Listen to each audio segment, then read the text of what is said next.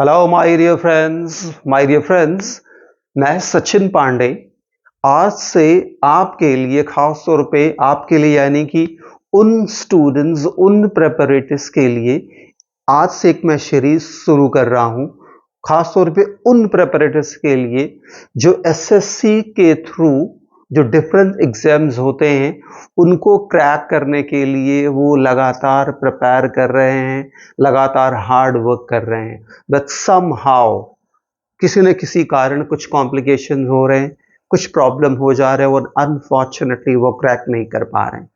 तो आज से रिसेंट में अभी हाल ही में जो एग्जाम होने वाला है, अभी हाल ही में आप जानते हैं एसएससी सीजीएल का एग्जाम हुआ और अब मेंस होना है जो प्रोबेबली जो स्लॉटेड है दिसंबर में। तो हम लोग उस मेंस को टारगेट कर दिमाग में रखते हुए उसको टारगेट में रखते हुए हम आज से जो है इसके लिए प्रिपेयर करेंगे। आज से मैं आपके लिए उन जो है क्वेश्चंस को लेके आऊंगा जो time and again bar bar previous years में या तो वो सीपीयू के एग्जाम में पूछे गए हों या सीएचएसएल के एग्जाम में पूछे गए हों या सीजीएल के एग्जाम में पूछे गए हों या एमटीएस या किसी और एग्जाम्स में। बिकॉज शॉर्ट में आप जानते हैं कि ये सारे एग्जाम्स का जो नेचर है, जो पैटर्न है, वो ऑलमोस्ट द सेम है। तो आइए हम इस सीरीज को शुरू करते हैं। होप मैं करता हूं आपसे कि आप इसमें पूरा सपोर्ट और पूरा सहयोग करेंगे मेरा कि हम इस सीरीज को सक्सेसफुल सीरीज बनाएं। और मेरी ये विश होगी कि आप में से ज्यादा लोग, मोस्ट ऑफ द कैंडिडेट्स और the perpetrators may succeed in cracking this upcoming CGL mains exam. So dear friends, आइए हम लोग पहले ईडियम से शुरुआत करते हैं। ईडियम्स आप जानते हैं जो जनरली मुहावरे होते हैं या कोई सेइंग्स, कोई कहावत होती है, उनको कि वो ईडियम्स और फ्रेजेस जो पिछले सालों में वो इन एग्जाम्स में आए हैं। तो आइए शुरू करें हम। देखिए मैंने लिख रखा है idioms asked in previous years in SSC exams like CGL, CPO, CHSL, ETC कि इन एग्जाम्स में जो idioms आए हैं पिछले कुछ सालों में उसको हम देखते हैं। जहां जहां जरूरत पड़ेगी मैं आपको उसको एक्सप्लेन भी करूंगा। आपको बस इतना करना है कि सपोर्ट करना है मुझे, थोड़ा सा पेशेंस रखना है एंड अबव ऑल अपना इंटरेस्ट पूरा मेंटेन करना है आपको। So let's begin. देखिए जो पहला वर्ड है वो है कीप वंस चिन अप। देखिए ये सीएचएसएल टीयर सेकंड में 24 यानी कि 2024 में ये पूछा गया है सीएचएसएल में। ये आपको ध्यान रखना है। कीप वंस चिन अप का मतलब होता है to stay positive, to stay optimistic कि एक बुरी परिस्थिति हो, खराब परिस्थिति हो, उसमें भी अपने कॉन्फिडेंस को, अपने मोरल को हाई रखना। उदाहरण के लिए हम कह सकते हैं some of my friends are in trouble even then they are trying their level best to keep their chin up. तो to keep one's chin up का मतलब होता है अपने कॉन्फिडेंस, अपने मोरल को हाई रखना, खास तौर पे किसी खराब, किसी बुरे सिचुएशन में। दूसरा वर्ड हम देखते हैं ब्रिंग टू बुक। याद रखिएगा सीपीओ, फिर ये सीपीओ में आया है सेकेंड ईयर में आया है, फिर ये 24, ये भी 2004, पहला वाला सीएचएस में आया, ये सीपीओ में आया है। आपको bring to book, bring to book का माय डियर फ्रेंड मतलब होता है एक्चुअली टू पनिश समवन, किसी को पनिश करना। जैसे कहना होगा एग्जाम्पल के तौर पे कि उसने क्राइम करा और उसके लिए उसे पनिश किया गया, तो हम कहेंगे he committed crime and for that he was brought to book. So bring to book का मतलब to punish और to give punishment to someone, ये आपको ध्यान रखना है। bring to book ये verb की फर्स्ट फॉर्म है और इसका सेकेंड और थर्ड फॉर्म हो जाएगा brought to book। नेक्स्ट देखिए, ये जो है स्प्लिट बैड ब्लड, देखिए ये फिर सीपीयू में पूछा गया है, उसी साल पूछा गया है, उसी एग्जाम में पूछा गया। बैड ब्लड यानी कि आपको बुरा खून नहीं, बैड ब्लड यानी कि हॉस्टैलिटी, HOSTALITY, हॉस्टैलिटी यानी एनिमिटी, ENMITY। देखिए जो मैं स्पेलिंग बता रहा हूं वो भी बहुत इंपॉर्टेंट हो जाता है। जनरली जैसे bad blood, hostility HOSTALITY, hostility, या आप दूसरा वर्ड मैंने बताया एनिमिटी, ENMITY। स्पेलिंग याद रखिएगा क्योंकि आप जानते हैं कि स्पेलिंग का भी एक सेगमेंट होता है आपके एग्जाम्स में, स्पेलिंग्स भी पूछी जाती हैं और खासतौर पे एनिमिटी की ENE आपको नहीं करना, ENMITY, एनिमिटी यानी दोनों का, इनका बैड ब्लड या हॉस्टैलिटी या एनिमिटी का मतलब हो जाता है शत्रुता, दुश्मनी। तो इसका हम उदाहरण अब भी देख लें कि कहना होगा उन दोनों के बीच में दुश्मनी है, तो हम कह सकते हैं they have enmity between them और they have bad blood between them. ये आपको ध्यान देना है कि यूज भी करना है इसको, कि हमें इस तरह से यूज भी करें इनको। अगला देखिए जो वर्ड है वो है स्प्लिट वन साइड। देखिए स्प्लिट का मतलब होता है ब्रेक, तोड़ना। अगर हम literal meaning word by word देखेंगे तो स्प्लिट का मतलब होता है टू ब्रेक इनटू पीसेस, और टू ब्रेक इनटू पीसेस, टुकड़ों में तोड़ना या टुकड़ों में कट करना। अब यहां है split one side. Split one sides का मतलब होता है टू लाफ अ लॉट, यानी खूब हंसना, टू लाफ अ लॉट। दूसरा वर्ड है इसके लिए हंसने के लिए ढेर सारे, हंसने के लिए आपको पता है ढेर सारे सिनोनिम्स हैं, तो कुछ हम सिनोनिम्स भी देखते रहेंगे। To laugh to laugh a lot. फिर हम ले सकते हैं टू चकल, CHUCKLE, चकल। फिर हमारे पास होता है ग्रिन, GRIN, ग्रिन। फिर हमारा हो जाता है आपका गिगल, GIGGLE है, गिगल। ये सारे वर्ड्स जनरली हंसने के लिए हम यूज करते हैं, ये आपको ध्यान रखना है। तो स्प्लिट वन साइड, देखिए ये सीपीओ फिर उसी साल एग्जाम में, उसी साल 2024 में ही ये पूछा गया है। अगला देखिए क्या है हमारा, और मैर्स नेस्ट। देखिए हम वर्ड को कोशिश करें कि इन जो वर्ड है इनको जो है सेपरेटली इनकी मीनिंग को भी चेक करते रहें। जैसे मैर कौन होता, मैर जो होता है हॉर्स, यानी जो घोड़ा होता है उसका जो फीमेल होती है जिसको हम कहते हैं घोड़ी, उसको हम इंग्लिश में कहते हैं मैर।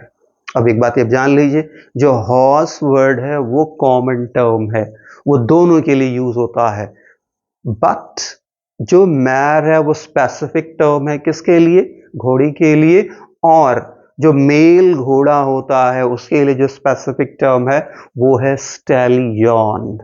ध्यान रखना आपको। तो यहां देखिए, अब देखिए मैर्स नेस्ट, घोड़ी तो कोई जो है घोंसले में रहती नहीं, तो क्या इसका अर्थ होगा, मैर्स नेस्ट का मतलब होता है डियर फ्रेंड्स एन ऑकवर्ड और काइंड ऑफ, नॉट ऑकवर्ड नहीं कह सकते, एक complicated kind of a situation, एक confused kind of a situation, एक ऐसे सिचुएशन जिसमें हम कुछ समझ नहीं पा रहे हो ठीक से कि व्हाट्स गोइंग ऑन, कि क्या चल रहा भाई, क्या हो रहा क्या नहीं हो रहा। जब एक ऐसे सिचुएशन जिसमें हमारा दिमाग काम नहीं कर रहा होता कि भाई हो क्या रहा, ऐसे सिचुएशन के लिए हम जो जो फ्रेज यूज करते हैं that is a maize nest. Example के तौर पे देखिए, जब मैं अपने विद्यालय पहुंचा वहां पे एक बड़ा ही कंफ्यूज्ड स्टेट में सारी चीजें थी, तो मैं कहूंगा when I reached my school I found everything in a maize nest. देखिए यूज भी बहुत इंपॉर्टेंट हो जाता है इसके साथ कि हमें यूज कैसे करना इन सारी चीजों को। अगला देखिए क्या है, रॉक दी बोट। देखिए यहां कुछ आपको रॉक, देखिए पहले रॉक हम देख लेते हैं। रॉक क्या है आपको ध्यान रखना है, रॉक ये कॉमन नाउन है। रॉक मतलब चट्टान, कोई भी सॉलिड जो स्टोन होता है दैट इज रॉक, वो रॉक होता है। अब ये देखिए रॉक का मतलब हो गया आपका चट्टान। हम एक वर्ड को, एक एक वर्ड को देख रहे हैं, पहले इसकी मीनिंग को, फिर इसको हम देखेंगे एज इडियम देखेंगे। तो रॉक का मतलब चट्टान, और देखिए रॉक एज वर्ब, जब इसको आप वर्ब की तरह यूज करेंगे, वर्ब नहीं वर्ब, VERB वर्ब, इसका सही करेक्ट, इसका करेक्ट प्रोनाउंसिएशन है। हम लोग साथ में ये भी सीखेंगे कि वर्ड को सही प्रोनाउंस करें। तो रॉक अगर नाउन है तो ये इसका मतलब चट्टान। अगर जो अब इसको वर्ब देखेंगे तो इस, जब ये वर्ब हो जाती तो इसका मतलब होता है हिलाना। जैसे हम बच्चे को झूले में हिलाते झुलाते तो उसके लिए हम कहते हैं रॉक द क्रैडल, यानी कि क्रैडल, CRADLE, क्रैडल वो झूला होता है जिसमें हम एक छोटे बच्चे को झुलाते हैं। तो कहना होगा कि वह छोटे बच्चे को झुला रहा है झूले में, तो कहेंगे he is rocking the cradle, और is rocking the baby in the cradle. तो ये ध्यान रखो, रॉक अगर जो आप देखते हैं एज नाउन तो चट्टान, एज वर्ब तो झुलाना या हिलाना। अब यहां क्या है, रॉक द बोट। बोट आप जानते हैं, अगर आप नाव को हिला देंगे तो क्या होगा, क्या नाव को हम हिला देंगे जोर से तो क्या वो बैलेंस में रहेगी, नहीं। यानी rock the, just rock the boat का मतलब क्या हो जाएगा, टू अनस्टेबल, अस्टेबल सिचुएशन। एक ऐसे सिचुएशन जो पूरी तरह से स्टेबल है, पूरी तरह से ठीक है, बैलेंस्ड है, और वहां पे आप कुछ गड़बड़ कर देते हैं, वो सिचुएशन बिगड़ जाती है। तो ऐसी सिचुएशन के लिए हम जो वर्ड यूज करते हैं वो करते हैं रॉक द बोट। जैसे मेरे घर में सब कुछ नॉर्मल था, वो आया और वो लड़ झगड़ के अपने सारी सिचुएशन को बिगाड़ दिया, तो मैं कहूंगा एवरीथिंग वॉज नॉर्मल और everything was hunky and dory in my home, but he came at rock the boat and disturbed everything of my own just home। तो मैंने एक और फ्रेज आपको बोला, हंकी डोरी। हंकी डोरी भी एक फ्रेज है जिसका मतलब होता है जहां कि सब कुछ बहुत ही ठीक हो, सब कुछ एब्सोल्युटली नॉर्मल हो, परफेक्ट हो, गुड हो। अगला देखिए क्या है हमारे पास, तो रॉक दी बोट का मतलब टू अनस्टेबल, अस्टेबल सिचुएशन, एक ठीक ठाक सिचुएशन को बिगाड़ देना, खराब कर देना।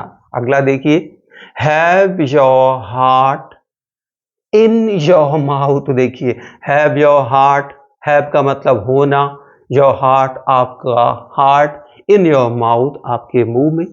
तो आपका हार्ट आपके मुंह में। डिफरेंस ये जो इसका, इस जो इडियम का मतलब होता है, इसका मतलब होता है टू बी एक्सट्रीमली अफ्रेड, पूरी तरह से डरा हुआ, भयानक तरीके से डरा हुआ। अफ्रेड, AFRAID, न कि अफ्रेड। कुछ लोग इसको अफ्रेड भी पढ़ते, तो हम ऐसी गलती नहीं करेंगे। हम लोग इसको पढ़ने के साथ साथ इन सारे जो है प्रीवियस ईयर के इडियम्स को सॉल्व करने के साथ साथ प्रोनाउंसिएशन भी फन वे में सीखेंगे। तो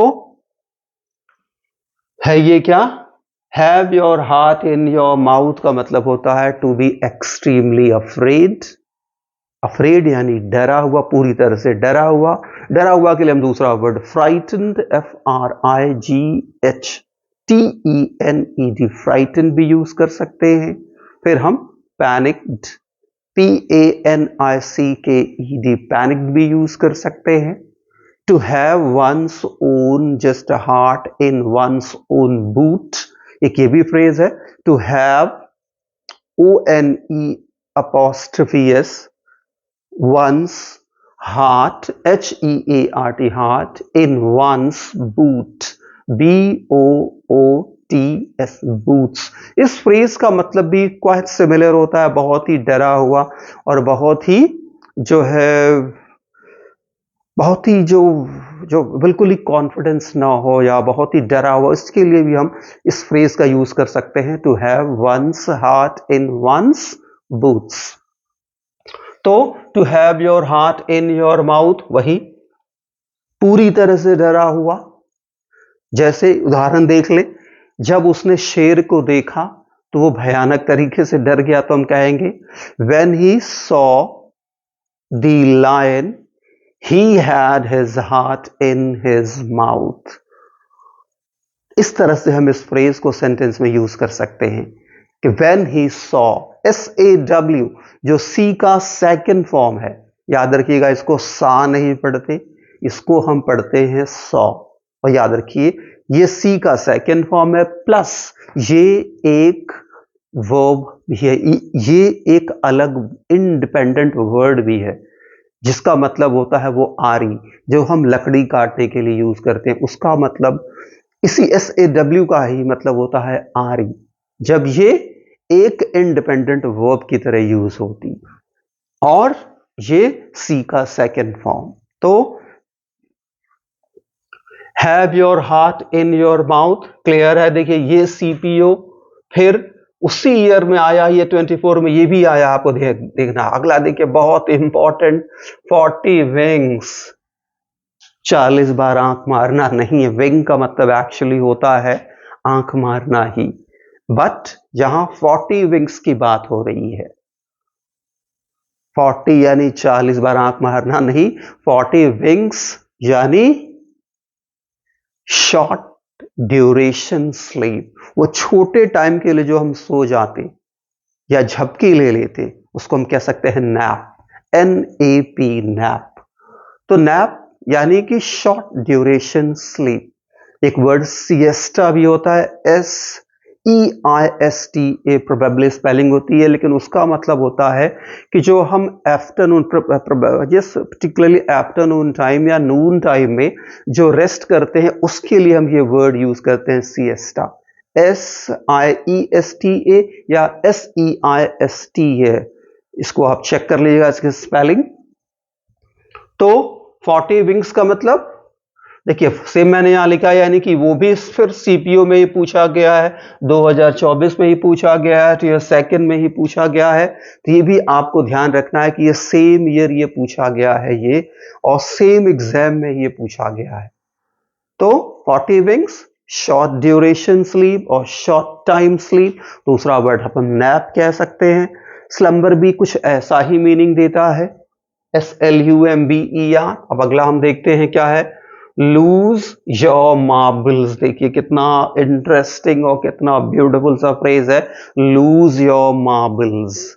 लूज मतलब खो देना, क्या है, LOSE। हाँ, लूज का मतलब खो देना, योर मीन्स जो है अपना या तुम्हारा, मार्बल्स यानी मार्बल्स का देखिए पहले लूज का मतलब खोना, मार्बल का मतलब देखते हैं MARBLE। मार्बल का मतलब होता है वो कंचे जिससे बच्चे खेलते हैं, दैट इज कॉल्ड मार्बल। केवल मार्बल का मतलब वो स्टोन नहीं होता है जो हम अपने फर्श पे लगाते हैं, मार्बल का मतलब कंचे भी होता है, और यहां उसी के सेंस में हो रहा। तो टू लूज योर मार्बल्स का मतलब होता है to go mad, MAD, mad, GO, go. तो गो मैड का मतलब पागल हो जाना।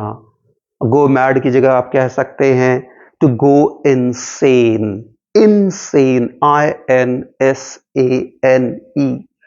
इनसेन का मतलब होता है जो मेंटली स्टेबल ना हो, जो दिमागी तौर पे नॉर्मल ना हो, जो दिमागी तौर पे डिस्टर्ब्ड हो। इसका एंटोनिम, इनसेन का एंटोनिम हो जाता है सेन, SANE, जो दिमागी तौर पे एब्सोल्युटली नॉर्मल हो, एब्सोल्युटली ठीक हो, दैट इज सेन। जो दिमागी तौर पे ठीक ना हो, दैट इज इनसेन। ध्यान रखना है तो क्या, गो मार्बल्स यानी टू गो मैड और टू गो इनसेन, या दूसरा वर्ड आप कह सकते हैं deranged, DERANGED। deranged का मतलब भी होता है जो मेंटली साउंड ना हो, जो एक्सेंट्रिक हो, ECCENTRIC, एक्सेंट्रिक यानी सनकी यानी पागल। शायद आपको याद होगा वो ग्रिफिन, जो आपने हाई स्कूल में पढ़ा होगा। ग्रिफिन नाम का एक साइंटिस्ट रहता है जो सनकी रहता, जो अपने एक्सपेरिमेंट्स का किस तरह से मिसयूज करता। ग्रिफिन एक कैरेक्टर होगा, आपको डेफिनेटली याद होगा, जो H.G. वेल्स, जिन्हें माना जाता फादर ऑफ साइंस फिक्शन, उनके नॉवल द इनविजिबल मैन का ये एक बहुत ही इंपॉर्टेंट कैरेक्टर है। क्या बहुत इंपॉर्टेंट, क्या यही उसका प्रोटैगनिस्ट है, हम कह सकते हैं। प्रोटैगनिस्ट भी एक वर्ड जान लीजिए, किसी भी स्टोरी का, नॉवल का, फिल्म का जो मुख्य कैरेक्टर होता है, मुख्य चरित्र, मुख्य पात्र होता है, उसको हम इंग्लिश में कहते हैं प्रोटैगनिस्ट। PROTAGONIST, protagonist. याद रखिएगा, प्रोटैगनिस्ट वो मेल भी हो सकता, फीमेल भी हो सकता। और प्रोटैगनिस्ट का ही उल्टा होता है एंटागोनिस्ट, ANTAGONIST, एंटागोनिस्ट।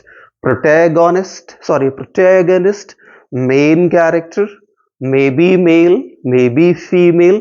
दूसरा चीज, जो प्रोटैगनिस्ट होता है हमेशा अच्छे कॉज के लिए फाइट करता है, अच्छे कॉज के लिए स्ट्रगल करता है। और एंटागोनिस्ट हमेशा नेगेटिविटी, हमेशा ईविल यानी बुराई, बुराई को फैलाने के लिए काम करता है। तो हम अगर जो एक स्टोरी लें, फॉर एग्जाम्पल, जो हम सब जानते हैं, जैसे कि रामायण, तो रामायण में हम देखते हैं राम जी को, जिनको हम भगवान मानते। राम जी, ये अगर उसको हम कहानी के तौर पर, राम जी इसके क्या होंगे, वो इसके प्रोटैगनिस्ट होंगे, जो हमेशा अच्छाई के लिए, अच्छाई को स्टैब्लिश करने के लिए स्ट्रगल करते हुए दिख रहे हैं। दूसरी तरफ रावण, जो लगातार बुराई ही करने का, बुराई ही फैलाने को, उसको स्टैब्लिश करने में लगा हुआ है। तो राम हो जाएंगे प्रोटैगनिस्ट और रावण हो जाएगा एंटागोनिस्ट। तो होप आपको ये क्लियर हो गया होगा। क्या कट, सॉरी कहां थे हम लोग, यहां थे 40 विंग्स। हम लोग इसी को आपको बताते, मैं इधर आ गया आपको, सॉरी ये बताते लूज योर मार्बल्स, मैंने ये आपको छोड़ दिया टू कट। पहले इसको हम कंफर्म कर लेते हैं, लूज योर मार्बल्स, वही जैसे कि लूज योर मार्बल्स पागल हो जाना, मैड हो जाना, अपने जो है ब्रेन की नॉर्मल फंक्शन को लूज कर देना। देखिए ये भी कब पूछा गया है, लूज योर मार्बल, सेम, ये देखिए ये भी सेम ईयर में सीपीयू में ही पूछा गया है, 2024 में ही पूछा गया। फिर देखिए cut from the same cloth, उसी कपड़े से काटना, यानी कि थोड़ा सा दिमाग लगाइए क्या हो सकता है। देखिए कई जगह हमें थोड़ा सा लॉजिक लगाना है। Cut from the same cloth यानी to have the similar nature, similar habits, similar understanding. कुछ लोग होते हैं अलग अलग, लेकिन उनका जो नेचर होता है, उनका जो बिहेवियर होता है, वो काफी सिमिलर होता है। उदाहरण के तौर पे हम कह सकते हैं Rita and Ragini are cousins, but their nature, their habits are so similar that it won't be wrong to say that they are cut from the same cloth. वही to cut from the same cloth, तो हम इस तरह से उसको उदाहरण के तौर पे ले सकते हैं। तो to cut from the same cloth का मतलब to be very much similar, in thinking, understanding, nature, habits, doing, जैसे भी ले लो। नेक्स्ट देखते हैं क्या है हमारा।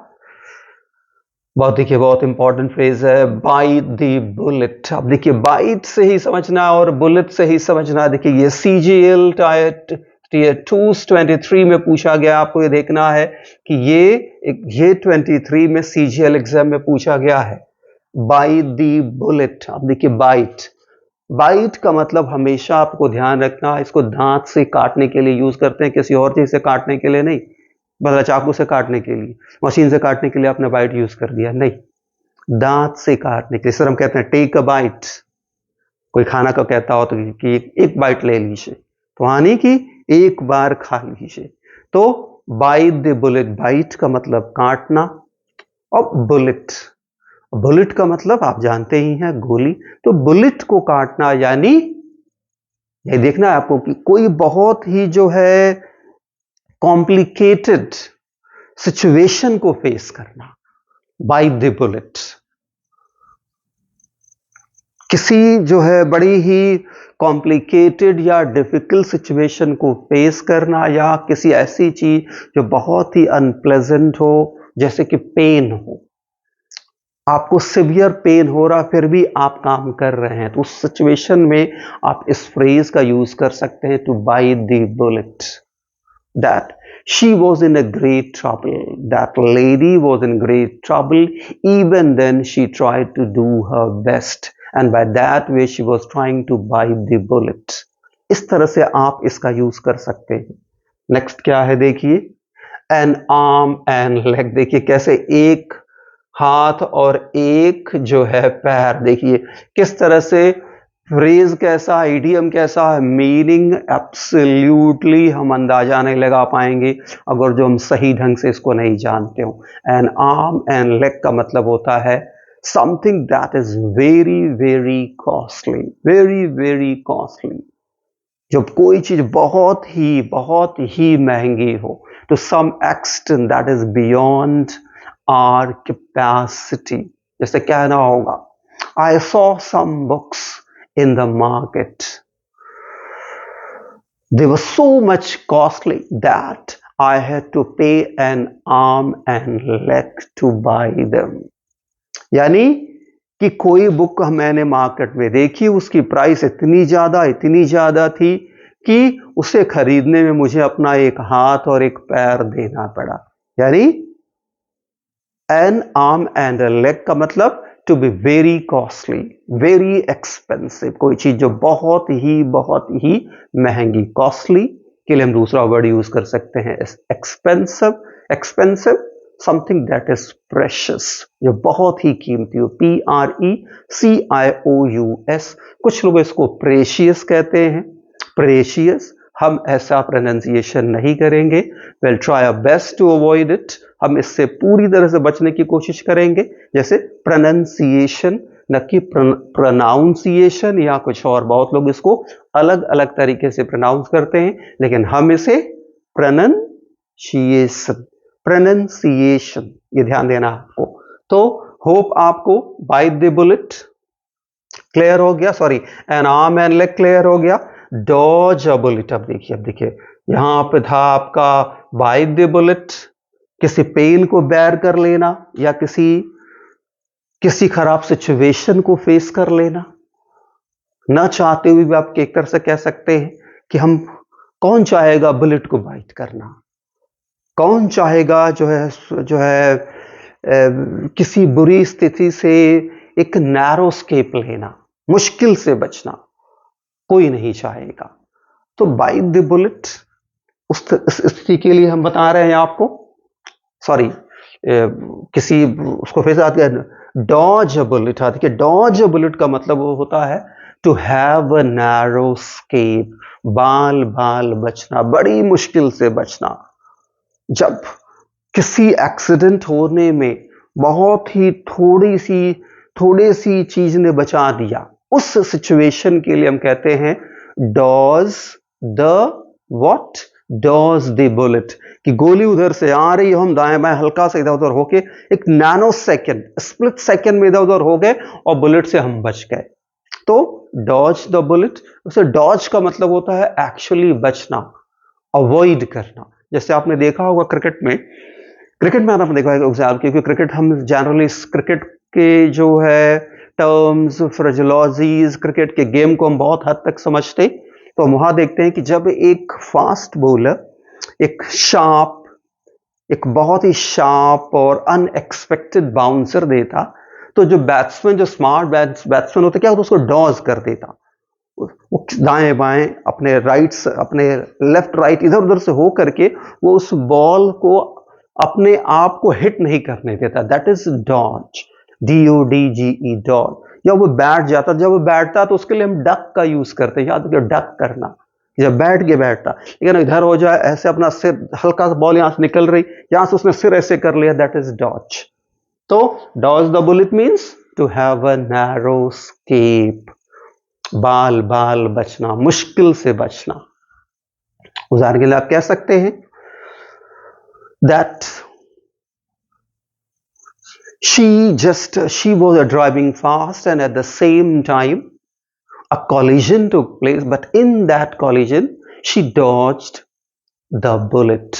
कि उस collision यानी एक्सीडेंट, उस जो टक्कर हुई उसमें उसने क्या करा, बुलेट को डॉज कर दिया, नैरो स्केप कर लिया, अवॉइड कर दिया उस जो हॉरिबल सिचुएशन को।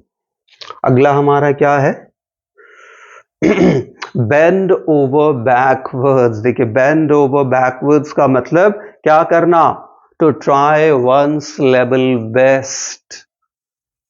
किसी को जो है बहुत ज्यादा क्या करना, किसी को बहुत ज्यादा अप्रिशिएट करना, या किसी को बहुत ज्यादा इंप्रेस करना। जो हम करते हैं किसी को, जब हम किसी को बहुत ज्यादा इंप्रेस करने की कोशिश करते हैं, उसके लिए हम करते हैं bend over. Bend over backward. देखिए ये कब आया है, CPU3 लास्ट शिफ्ट में आया था, ये 23 में, 2023 की लास्ट शिफ्ट में, ये थर्ड एग्जाम में इसने पूछा था। या याद रखिएगा, बेंड ओवर बैकवर्ड्स भाई, to try one's level best to impress somebody else. किसी को आप बहुत ज्यादा जब इम्प्रेस करने की कोशिश करते, उस सिचुएशन में हम इस फ्रेज को यूज करते। नेक्स्ट क्या है, याद देखिए, get off on the wrong foot. यानी कि देखिए, get off on the wrong foot, अब गलत पैर पे आना, यानी कि आप समझ रहे हैं कि किसी जो है रिलेशनशिप या एक्टिविटी को बैडली स्टार्ट करना। जब हम सही तरीके से कोई एक्टिविटी को स्टार्ट ही न कर पाए, किसी रिलेशन को पहले शुरू करने से पहले उसको खराब कर दे, उस सिचुएशन के लिए हम कहते हैं to get off on the wrong feet. Get off on the wrong feet यानी कि कोई जो है हम रिलेशन को जब शुरुआत कर रहे हैं उसको बनाने की, उसी वक्त बिगाड़ दे।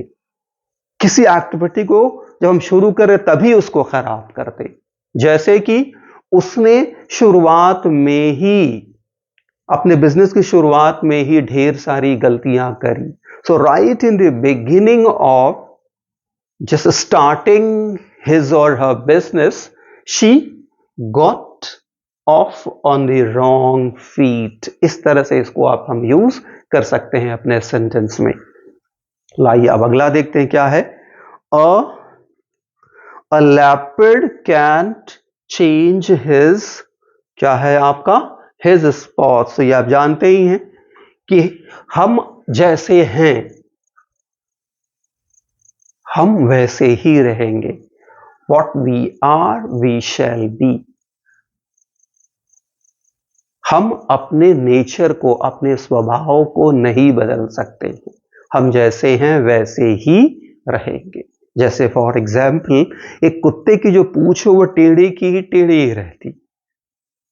तो इस तरह की जो है सिचुएशन को, एक ऐसा नेचर, एक ऐसा स्वभाव जिसको हम बदल नहीं सकते, उसके लिए हम कहेंगे a leopard can't means can not change his spots. क्या एक लेपर्ड यानी कि जो एक तेंदुआ, क्या वो अपने स्पॉट्स को चेंज कर सकता उसकी जो बॉडी पे होते? क्या जो एक टाइगर होता है उसके जो बॉडी पे स्ट्राइप्स होते उसको वो क्या चेंज कर सकता? इम्पॉसिबल। वही चीज, तो हम अपना जो हमारा जो स्वभाव है उसको हम चेंज नहीं कर सकते। अब आइए देखिए लास्ट क्या है वर्ड जो हमने लिया, 17वां word, the best of both world, WORLD। ये देखिए ये CPO3 फिर ये B23 में ही पूछा गया है, the best of both worlds, यानी कि दुनिया का जो सबसे अच्छा हो, जो the best of both world, जो दोनों दुनिया का।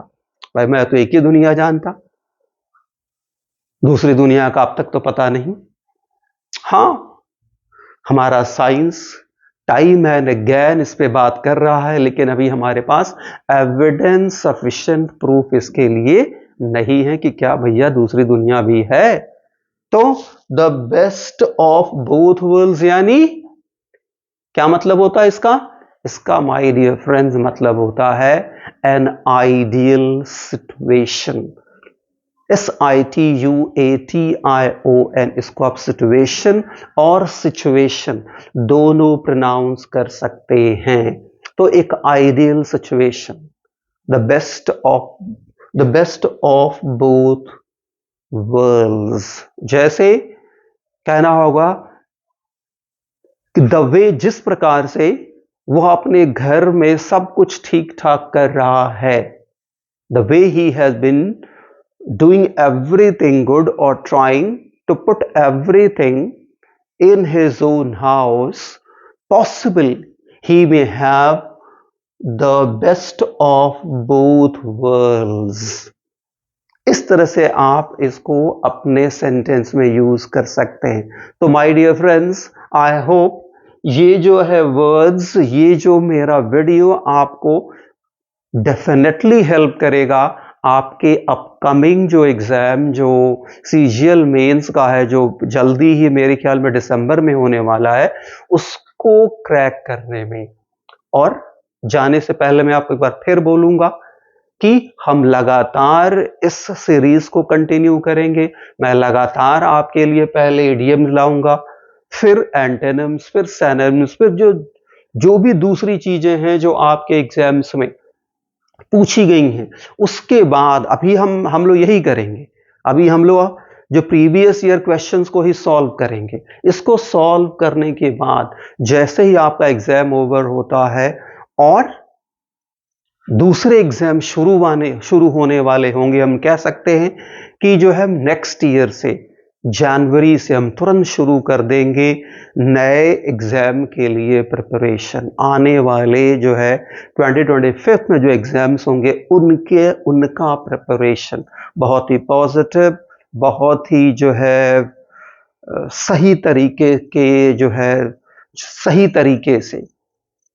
और एक बात, अगर जो कहीं भी आपको लगता है कि मैंने प्रोबेबली कुछ मैंने आपको गलत बता दिया, may be it is possible slip of tongue, जैसे हमारे पेन स्लिप हिल जाता, लिखना हम कुछ और चाहते, बोल कुछ और देते, हमारी उसी तरह स्लिप ऑफ टंग भी होती है, SLIP, स्लिप ऑफ टंग, कि हम कहना कुछ और चाहे, गलती से कहे कुछ और दे, क्योंकि एक सर्टेन मोड में हम, एक सर्टेन जो फ्रेम ऑफ माइंड में होते हैं जब पढ़ा रहे होते हैं। तो ऐसा अगर कुछ स्लिप ऑफ टंग होता है तो आप कमेंट करके वो मुझे लिखेंगे और मैं आपको उसको रेक्टिफाई करूंगा, because to err is human. आप जानते हैं कि गलती हमसे हो सकती है।